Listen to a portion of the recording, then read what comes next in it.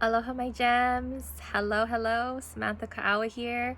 I am giving you some daily disruption for your mindset, wanting to give you guys some food for thought.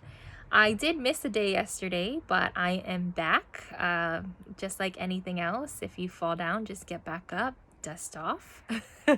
So I'm here, I guess, showing you how it's done.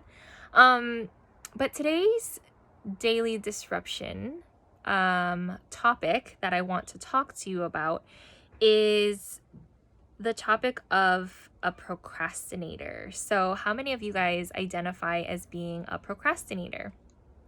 I recently talked to one of my coaching clients, and that topic came up, and I was like, oh my gosh, this is what I need to talk about. So, I personally don't believe there is such thing as a procrastinator.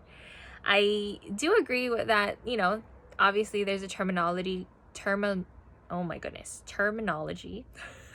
called procrastination, where you delay taking action for whatever reason and you put things off and off and off and off and off.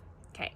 So there's that, right? There's something called procrastination. However, similar to the video that I did earlier on a narcissist, I am going to claim that, not that there isn't any narcissist, but I'm going to claim that the terminology of a procrastinator is incorrect and invalid. And here's my reasoning.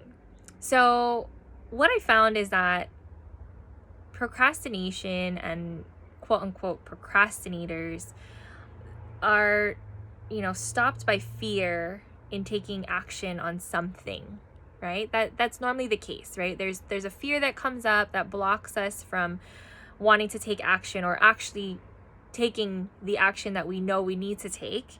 And a lot of the times it happens on a very subconscious level, meaning that you're not consciously choosing to delay whatever action you're supposed to be taking most of the time. Some of us do consciously delay it.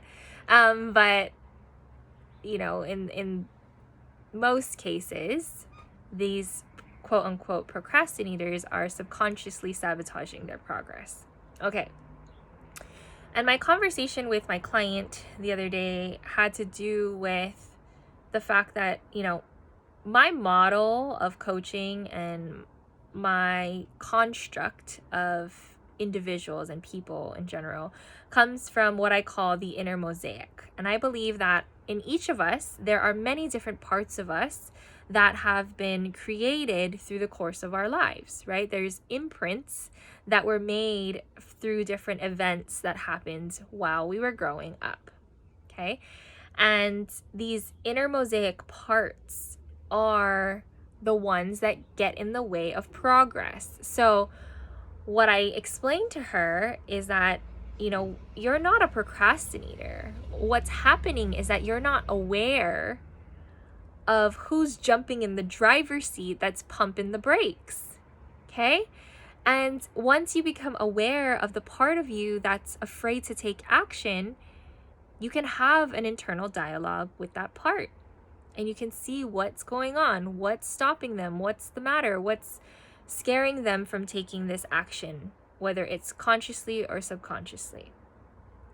And once you have that dialogue and that deeper understanding of that part of yourself, you can actually make an informed decision of whether or not you truly want to move forward with that action step or not. Okay? And the reason why I'm sharing this with you in this way and why I believe it so deeply is because I've experienced this for myself. In my own life, up until maybe a couple of years ago, I would be considered a procrastinator. The definition of procrastinator was Samantha. No. And I put off things that were really important to me. Like, let me just give you an example. Okay. So I was in grad school. I was going to get my my degree in marriage and family therapy. And I had my final presentation. This is not my comprehensive exam, but my final presentation for one of my courses which was like kind of the last course. So you were doing like a capstone piece. And classic Sam action, I delayed creating the PowerPoint slide for my presentation. And I delayed and delayed and delayed. And up until that point, like, there were some flops where I fell on my face and my procrastination bit me in the butt. And then there were many, many, many more times that were reinforced that I somehow managed to get it done, right? So thinking, okay, I'll get it done, I'll get it done, I'll get it done. And then it came to the time that I had to present my capstone piece. And guess what? I didn't have a PowerPoint presentation, and my two professors were so disappointed in me because they had so much faith in who I am as a practitioner and a therapist. So they were really sad, but luckily, thank you to my mentors for passing me and letting me move on from that course. But that's just one of many examples in my life where I've put things off, and I was just a clear and classic procrastinator. But once I started to understand the different parts of myself that were getting in the way, like the part of me that's afraid of success, right? That the part of me that is fear of failure too, right? A fear of criticism. Those parts of me were the ones that were stepping on the brakes. And when I do notice them rising up now, I can have a conversation with them and say, what's going on? What are you afraid of? You know, what's really the worst case scenario here if we do move forward and take this step? And normally what happens is that I'm like, oh yeah, it's not going to be that bad. Okay. And I take the step. And it's gotten easier and easier and easier. And, you know, I'm not saying that I'm perfect in a sense where I don't put things off anymore. There are times where I put things off. However, it's a much more conscious choice instead of this subconscious operating system that I feel so frustrated with myself at the end, right? For those things that I put off, I know I put them off, and I've had a conversation with myself as to why I wanted to put it off.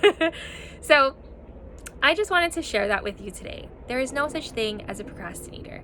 And if you are someone who identifies with that struggle of putting things off, maybe, just maybe, there's some inner mosaic work for you to do, for you to discover some other parts of yourself that's still hiding in the darkness, in the shadows, and wanting to let them come through so that you both, or all of you in there, there are many parts of us within our whole self, but allowing each and every one of us, each and every one of our parts to enjoy this life that we're living.